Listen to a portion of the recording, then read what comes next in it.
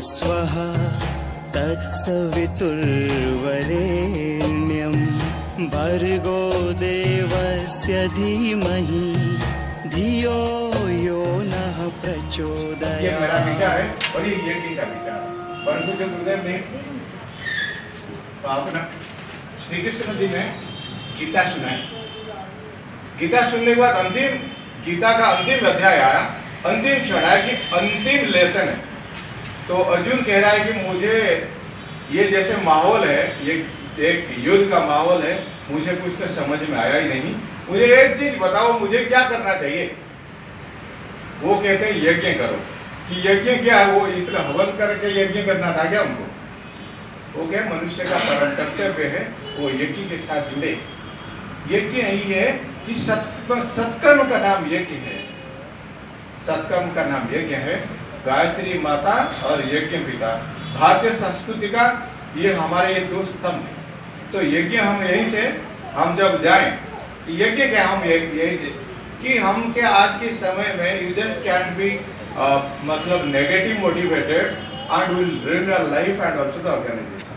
हमें भी क्या करना है, हमें पॉजिटिविटी लेके चलना है। इस सिचुएशन में भी रहूंगा। एक्चुअली देखो कि दुनिया में कुछ भी डायनामिक नहीं है, कुछ भी डायनामिक नहीं है कि always things will go in a right manner, in a right way and things will be positive for everything. No, this never happen in life. आप देखो बिजली दिखता है तो एक जैसे जल रहा है, ये क्या 50 फ्रीक्वेंसी में, इसका क्या फ्रीक्वेंसी 50 बार जलता बुझता है। ठीक है, दुनिया में मैं मिसाइल का जो ट्रैजेक्टरी, मैं मिसाइल का इंस्ट्रक्टर रहा हूँ, missile trajectory for theoretical purpose will take as a dynamic trajectory but that never follow a dynamic trajectory. तो हर इंडस्ट्री में, अपना पारिवारिक जीवन में, अपना इंडिविजुअल, अपना पर्सनल लाइफ में या ऑर्गेनाइजेशन लाइफ में अप्स एंड डाउन्स रहेगा। हमें पॉजिटिवली मोटिवेटेड होकर आज ए टीम परस्पर को सम्मान करते हुए और परस्पर के सहयोगी बनते हुए हम इस टफ टाइम से गुजर सकते हैं। ये शायद आज का मैसेज है ये का कि we have to be positively motivated actually, और हमें खुश रहना।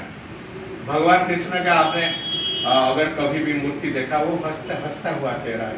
भगवान ने कभी दुखी नहीं हुए जीवन में।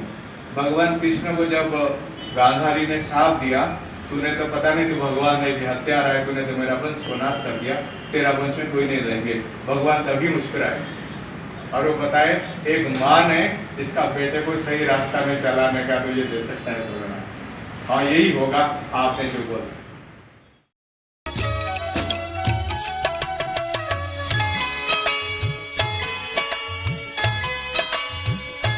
माता तेरे चरणों में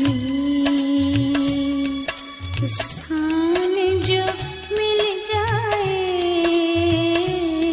माता तेरे चरणों करता समस्त प्रतिभा के आप कारण पावन बना दो हे देव सविता। हे भूल अंतःकरण में विराजे, तुम दोष पापादि संहार करता। शुभ धर्म का बोध धियो यो नः प्रचोदयात् स्वाहा। इदं गायत्री इदं नमः। ॐ भूर्भुवः स्वः तत्सवितुर्वरेण्यं भर्गो देवस्य धीमहि धियो यो नः प्रचोदयात् स्वाहा। इदं गायत्री इदं नमः। ॐ भूर्भुवः स्वः तत्सवितुर्वरेण्यं भर्गो देवस्य धीमहि धियो यो नः प्रचोदयात् स्वाहा। इदं गायत्री इदं नमः। ॐ भूर्भुवः स्वः तत्सवितुर्वरेण्यं भर्गो देवस्य धीमहि धियो यो नः प्रचोदयात् स्वाहा। इदं गायत्री इदं 25 साल पहले के गुरुदेव ने केवल औपचारिक शिक्षा 5वीं क्लास तक ली है। आमलखेड़ा आगरा के आगे 20 किलोमीटर आमलखेड़ा स्थान है, वही उनका जन्म स्थान है। बहुत लंबी कोई बात है। तो 5वीं तक औपचारिक शिक्षा लिए, उसके बाद में केवल मात्र उन्होंने साधना की है अपने गुरुदेव के जो दादा गुरु हैं उनके निर्देशन में।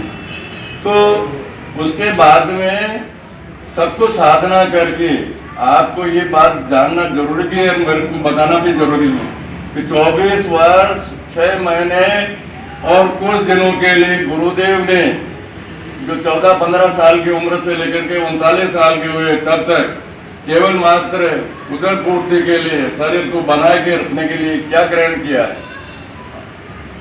जो होता है, जो अब तो आजकल जो डायबिटिक पेशेंट लेते हैं, जैसे गाय को जो खिला करके फिर उसके गोबर के साथ जो बाहर निकलता था उसको धो करके उसको सुखा करके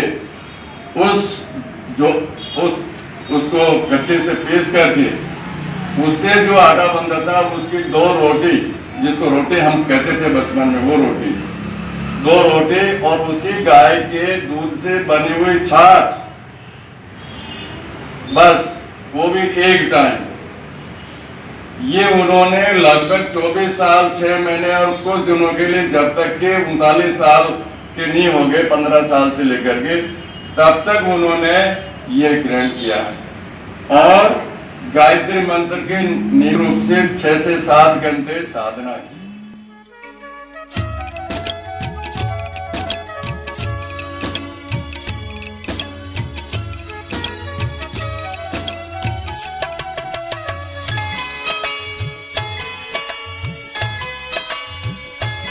माता तेरे चरणों में